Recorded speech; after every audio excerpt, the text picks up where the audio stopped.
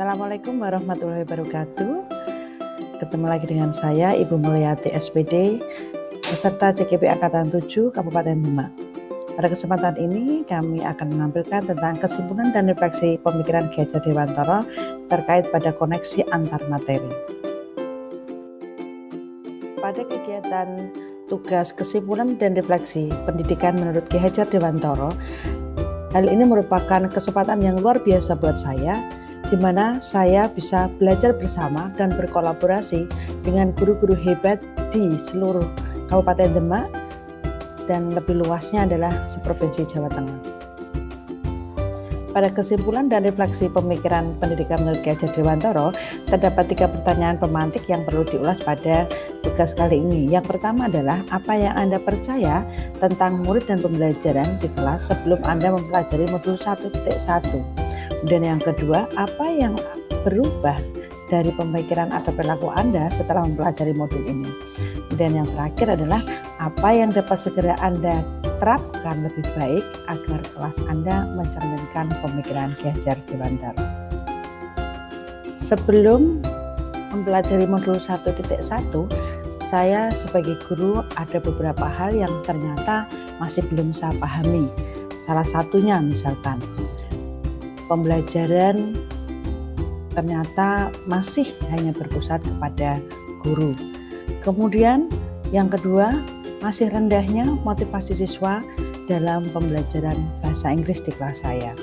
Dan yang ketiga adalah masih ditemukan di mana guru kurang memahami karakter siswa.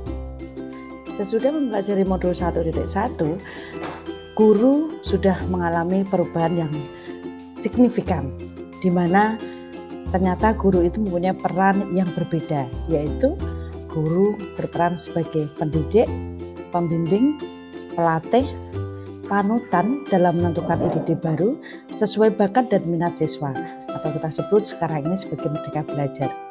Artinya apa? Bahwa guru sebagai among yang bertugas untuk menuntun siswa sesuai dengan kodratnya, baik kodrat alam maupun kodrat zaman. Sesuai dengan pemikiran Ki Hajar Dewantara bahwa pendidikan itu harus berpusat pada siswa atau student center. Selain itu juga sebagai seorang guru juga harus memahami karakter dan gaya belajar siswa.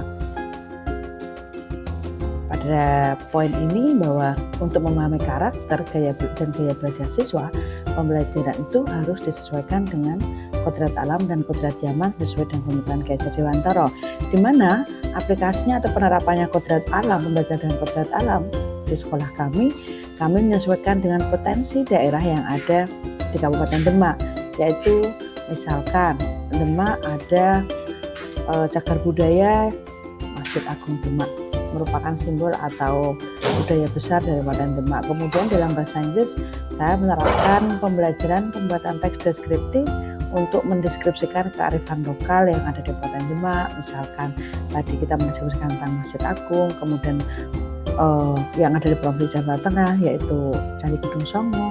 Ada juga kita melakukan kunjungan ke tempat cagar budaya lain yang masih ada di Kabupaten Demak. Sesuai dengan kodrat zaman, pengembangan pembelajarannya disesuaikan dengan abad 21, di mana kita lebih banyak menggunakan teknologi dalam pembelajaran. Salah satunya adalah pembelajaran dengan berkolaborasi dalam satu kelas menggunakan aplikasi Google Site, kemudian penggunaan HP Android dalam pembelajaran, serta menggunakan game-game yang ada aplikasi gratis dari IT yang ada. Dari semua yang dibahas tadi bisa diimplementasikan dalam pembelajaran di kelas. Pembelajaran secara mandiri yang dilaksanakan dalam kelas itu lebih menarik, kemudian juga bisa kolaboratif, kreatif, baik dalam kegiatan ekstrakurikuler maupun intrakurikuler. Kemudian guru juga bisa memanfaatkan TIK dan pembelajaran yang baik di lingkungan kelas maupun sekolah. Misalkan sekolah kami menggunakan game kuisi, siswa menggunakan aplikasi Android, kemudian guru materi caption, siswa menggunakan sosial media mereka dengan membuat status WA atau pakai bahasa Inggris. Kemudian siswa belajar mandiri untuk pelaksanaan pemilihan OSIS yang dikoordinir oleh OSIS. Tapi dari semua tadi yang sudah saya jelaskan, bahwa hal itu bukan hal yang mudah.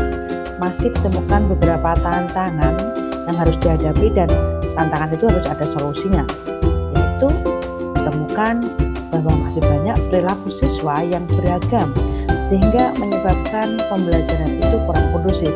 Supaya kondusif, maka diperlukan satu pendekatan yang dilakukan guru terhadap siswa untuk memahami karakteristik sehingga guru akan menemukan solusi yang tepat terhadap permasalahan tadi. Setelah mempelajari semua materi di modul 1.1 tentang filosofi pendidikan menurut Ki Hajar Dewantara, ada aksi nyata yang telah saya lakukan di dalam kelas, di mana kita mengajar harus sadar sebagai perannya sebagai guru, yaitu sebagai among atau penuntun bagi siswa sesuai dengan kodrat alam dan kodrat zamannya. Hal yang real saya lakukan adalah pembelajaran bahasa Inggris di kelas saya menggunakan media game quiz. Aksi nyata kedua yang saya lakukan di dalam kelas adalah pembelajaran yang menyenangkan pada materi caption, khususnya di kelas 12 pada saat itu, yaitu siswa saya minta untuk belajar di luar, membuat foto bersama, kemudian foto itu diupload di status WA mereka. Demikian presentasi yang saya sampaikan terkait dengan tugas yang tentang kesimpulan dan refleksi pemikiran pendidikan menurut Ki Hajar Dewantara. Sampai ketemu lagi di tugas-tugas berikutnya dan pemaparan berikutnya. Assalamualaikum warahmatullahi wabarakatuh.